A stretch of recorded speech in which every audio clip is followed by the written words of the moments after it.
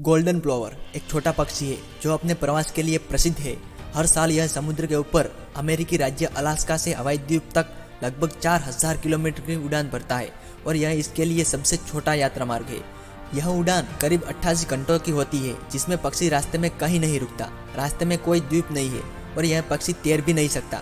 इसके लिए यात्रा के बीच में कहीं भी आराम करने या खाने पीने के लिए रुकना असंभव है।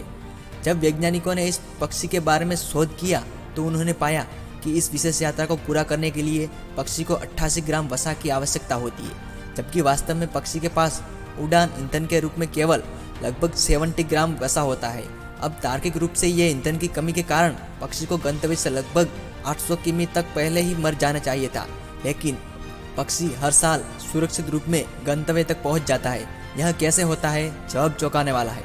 ये पक्षी वास्तव में समूह में उड़ते हैं और आश्चर्यजनक रूप से अंग्रेजी अक्षर वी का आकार बनाते हैं। वे बारी बारी से अपनी स्थिति बदलते रहते हैं। इस वजह से वे अकेले उड़ने की तुलना में कम वायुदाब का सामना करते हैं। इस प्रकार वे लगभग 23% ऊर्जा को सफलतापूर्वक बचाते हैं, जो अनंत उन्हें 6 से 7 ग्राम आंतरिक वसों के साथ हवाई द्वीप तक पहुंचने में मदद करती है, जो कि उनके आरक्षित ईंधन के रूप में उपयोग किया जाता है। इसका उपयोग वे खराब मौसम की स्थिति में करते हैं, जब उन्हें उड़ान भरने की आवश्यकता हो सकती है।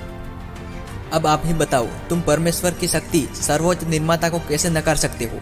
एक पक्षी कैसे जान सकता है उसे इतनी लंबी यात्रा करने के लिए कितनी वसा की आवश्यकता है, और फिर योजना बनाकर वह समूह में उड़ता है वी आकार में, जो उसकी ऊर्जा बचाता है।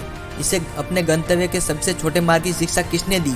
रात के अंधेरे में और प्रतिकूल मौसम की परिस्थिति में छोटे से पक्षी का मार्गदर्शन कौन करता है? उसकी इतनी लंबी यात्रा करने की हिम्मत कैसे हुई, और उसे ऐसा करने के लिए कौन प्रोत्साहित करता है? आप भी उस परमात्मा की निर्मित हो। अपनी क्षमताओं को पहचानिए और जिंदगी में आगे बढ़ते रहिए।